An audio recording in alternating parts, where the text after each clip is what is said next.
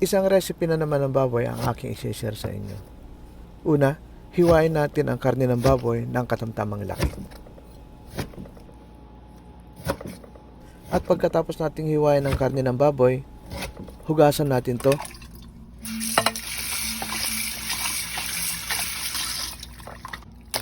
At isa-isang tabi. At para mas masarap, naglagay tayo ng tinadtad na sili.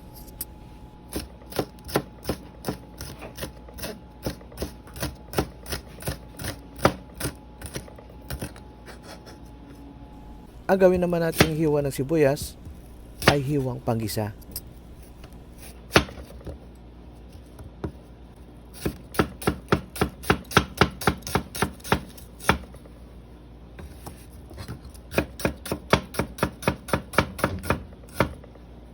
Panggisa rin ang gawin natin sa bawang. Maglagay tayo ng mantika sa kawali.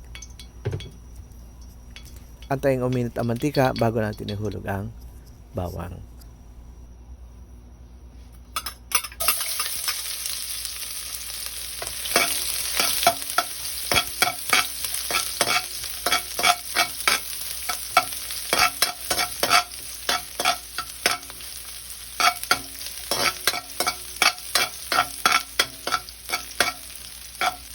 At kapag nagbago na ang kulay ng bawang, ihulog na natin kaagad ang sibuyas. At igisa natin hanggang sa bahagyang malanta ang sibuyas.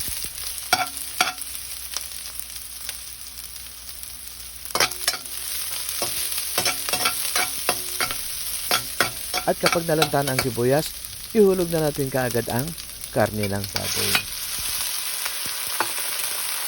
At igisa natin ang baboy hanggang sa bahagyang magbago ang kulay.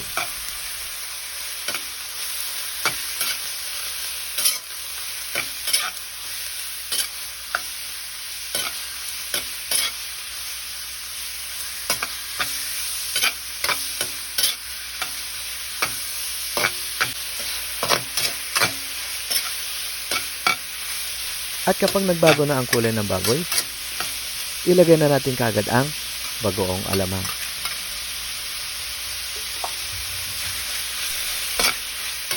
Igisa muna natin ay 1 minuto bago natin lagyan ng 1 tasang tubig.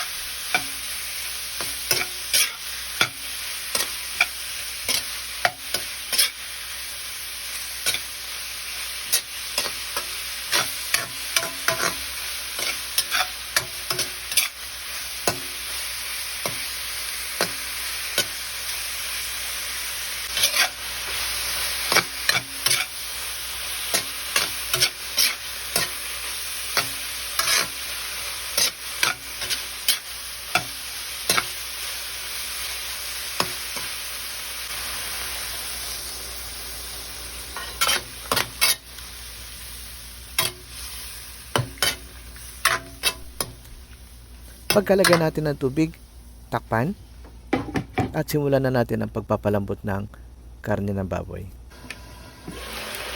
At kapag natuyuan na ng bahagya, ilagay na natin ang asukal. Ilagay na rin natin ang paboritong sili. Ayan, para masarap ang kain. At ipagpatuloy natin ang paghalo hanggang sa halos wala nang sabaw. Ayan. Luto na ang ating baboy.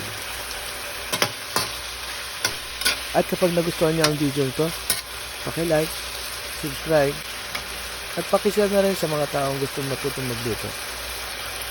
Maraming salamat. Kain na po tayo.